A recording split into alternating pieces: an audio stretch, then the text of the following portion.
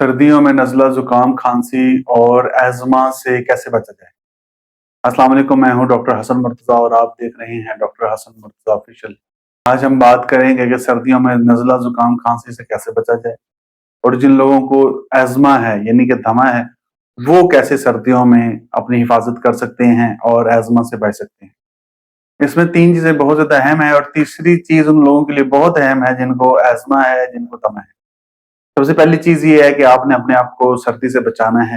ایسے کپڑے، ایسے سویٹر، ایسے بلیزرز استعمال کریں جو آپ کو سردی سے بچاتے ہیں، اور اس میں ماسک کا استعمال بہت زیادہ اہم ہے کیونکہ ٹھنڈ آپ کے منہ سے، آپ کے ناک سے آپ کے گلے میں جاتی ہے، آپ کے پھیپھڑوں میں جاتی ہے اور پھر وہاں سے آپ کو نزلہ زکام کھانسی ہوتا ہے۔ ماسک ضرور استعمال کریں، اس سے آپ الرجنز سے بھی بچتے ہیں اور ٹھنڈ سے بھی بچتے ہیں۔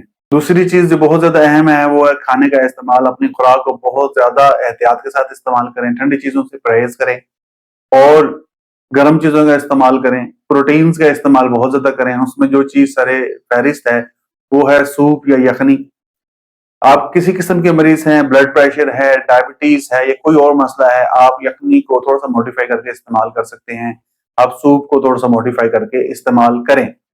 اگر آپ کو بلڈ پریشر ہے تو سوپ میں نمک کا استعمال نہ کریں، اس کی جگہ سرکہ استعمال کریں، وینیگر جس کو کہتے ہیں وہ استعمال کریں، اور اس میں آپ سبزیاں بھی ڈال سکتے ہیں اور اس سے ویٹ بھی کم ہوتا ہے، کنٹرول ہوتا ہے، اور یہ سردیوں میں استعمال کے لیے بہت اہم چیز ہے۔ سوپ آپ روزانہ ایک چھوٹا کپ یا آدھا کپ بھی استعمال کر سکتے ہیں۔ اس کے ساتھ آپ ہاف بوائلڈ ایگ بھی استعمال کر سکتے ہیں، ہاف فرائیڈ ایگ بھی استعمال کر سکتے ہیں، اور مور را دین ہاف بوائلڈ یا ہاف فرائی ایگ بھی استعمال کر سکتے ہیں۔ کچا بھی استعمال کر سکتے ہیں دودھ میں ڈال کر، وہ بھی آپ کی صحت کے لیے بہت اچھا ہے، قوت مدافعت بڑھائے گا، آپ کو نزلہ زکام کھانسی سے محفوظ رکھے۔ تیسری چیز ان لوگوں کے لیے بہت زیادہ اہم ہے جن کو ایزما ہوتا ہے سردیوں میں یا اس موسم میں دمے کا اٹیک ہوتا ہے، ان کے لیے بہت زیادہ اہم ہے، وہ یہ ہے کہ میڈیکل سٹورز پہ، فارمیسیز پہ ویکسینز ملتی ہیں فلو کے۔ اگر آپ وہ ویکسین لگوا لیتے ہیں تو وہ ویکسین بھی آپ کو نزلہ زکام کھانسی سے بچاتی ہے اور آپ کی قوت مدافعت کو بڑھاتی ہے، جس سے آپ کو دمہ نہیں ہوگا۔